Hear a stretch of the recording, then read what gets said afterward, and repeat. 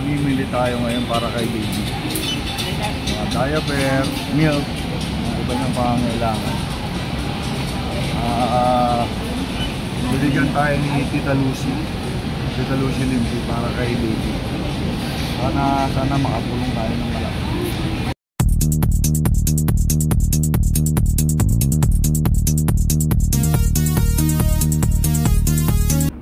So, good morning. Today is November 20, Monday. May pupuntahan tayo isang bata na merong hydrocephalus.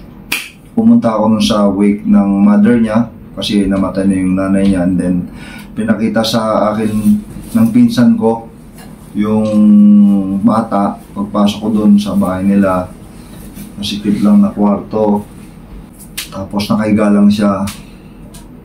Malaki yung ulo niya kasi hydrocephalus nga, tapos ano pa siya, bingot siya. So naawa ko, biglang tumulo yung luha ko. So sabi ko dun sa father, sabi ko bubuelo lang ako, maghatid tayo ng tulong dun. And then I asked Tita Lucy, we can help that poor child. So yun nga, sa tulong ni Tita Lucy Limpi, nagbigay tayo ng tulong doon ngayon. So yung kulang, dinagdagang kulang din. Magbibigay rin tayo ng pamasko. So ayun, samahan niyo ako sa pagpunta namin doon. Let's go!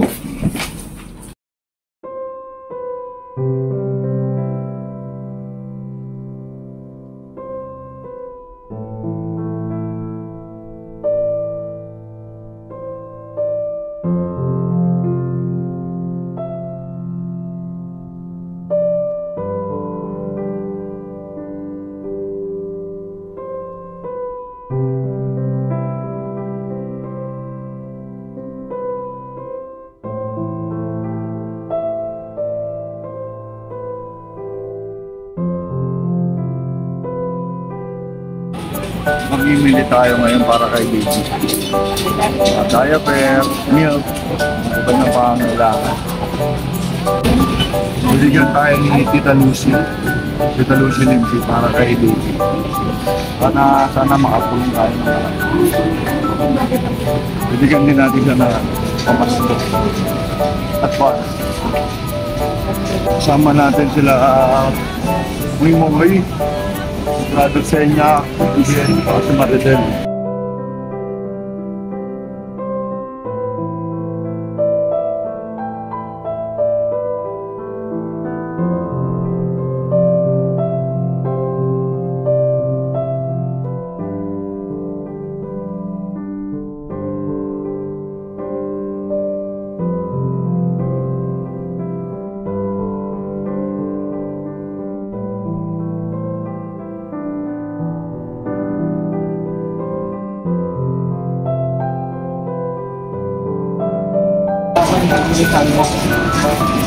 Order dito.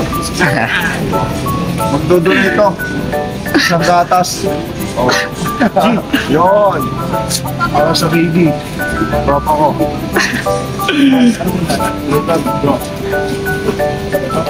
Ikaw bahala.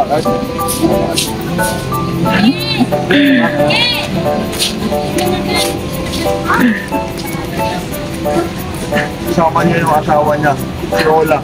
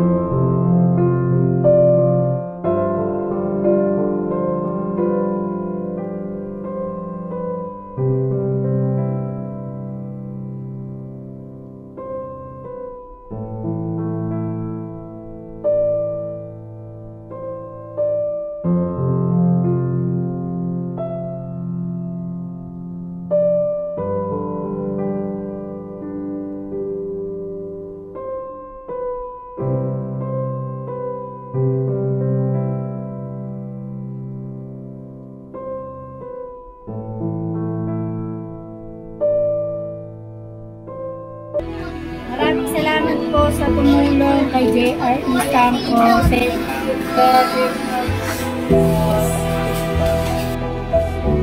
Salamat po sa tulong po sa bata. Kita Lucy, salamat po. Pero tita,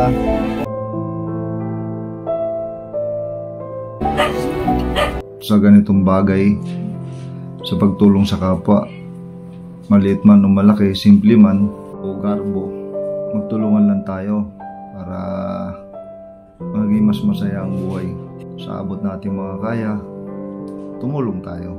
Diba? Ngayon nalalapit na yung Pasko, may kapwa rin tayo na walang trabaho, kapos palad, tulad nito, yung batang may sakit, may hydrocephalus. Sana matulungan pa tayo. Sana magkaroon ng isang foundation o makita ng isang foundation para maoperahan si Drex yung bata kasi sobrang nakakaawa talaga. Yun lang. Maraming salamat sa inyo sa pagsama sa amin doon sa bahay ng bata sa Tawi-Tawi. Thank you and God bless.